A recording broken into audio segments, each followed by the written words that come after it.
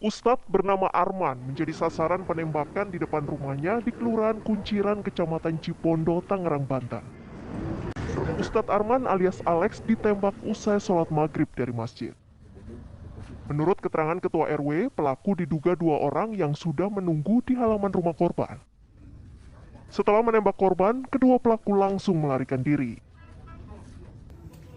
Setelah usai sholat maghrib jam 6:15 dari keterangan anaknya, kebetulan beliau almarhum korban ini Ustadz Arman sholat maghrib banyak anaknya, tiba-tiba udah ada orang nunggu di sini.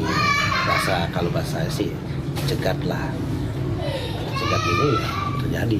Berapa orang Pak yang Bapak tahu?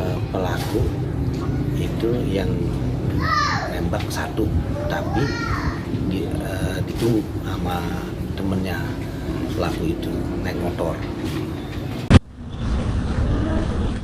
Hingga kini aksi penembakan masih ditangani Polres Tangerang Kota. Iringan mobil ambulan tiba di rumah duka keluarga Ustadz Arman alias Alek di Kelurahan Kunciran, Kecamatan Cipondo, Tangerang, Banten.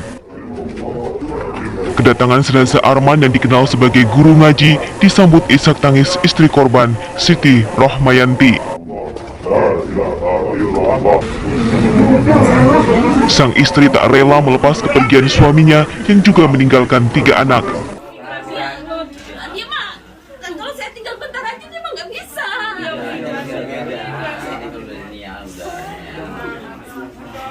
Dia gelisah kalau ngerasanya nggak ada, dia mah gelisah. Biarin. Usai disolatkan, jenazah Ustadz dimakamkan di pemakaman keluarga di dekat rumah. Sejumlah tetangga mengatakan tak mengetahui apakah korban memiliki musuh menyusul insiden penembakan. Yang sampai saat ini kita memang belum bisa pastikan gitu, karena walaupun kita setiap hari memang kumpul, tapi korban ini memang nggak pernah curhat atau seperti apa gitu. Nggak pernah, lebih diam lah. Keluarga dan kerabat berharap kasus ini cepat terungkap dengan ditangkapnya pelaku dan motif penembakan. Korban yang bernama Ustadz Arman ini memang ditembak seusai melaksanakan sholat maghrib sekitar pukul 18.30 waktu Indonesia Barat, tepat di kediamannya di Kelurahan Kunciran, Kecamatan Cipondo, Tangerang, Banten. Dan untuk penembakannya sendiri ini memang terjadi dalam jarak dekat, di mana korban mengalami luka di bagian pinggang serta perut, sebelum akhirnya dilarikan ke Rumah Sakit Mulia Ciledug. Namun nyawa korban tidak tertolong, dan setelah dari Rumah Sakit Mulia ini, jenazah korban dibawa ke Rumah Sakit Umum Daerah Kabupaten Tangerang untuk dilakukan otopsi dan pengangkatan proyektil peluru, yang dimana nanti pengangkatan proyektil peluru ini nanti akan digunakan untuk penyelidikan pihak kepolisian terkait dengan penembakan yang terjadi.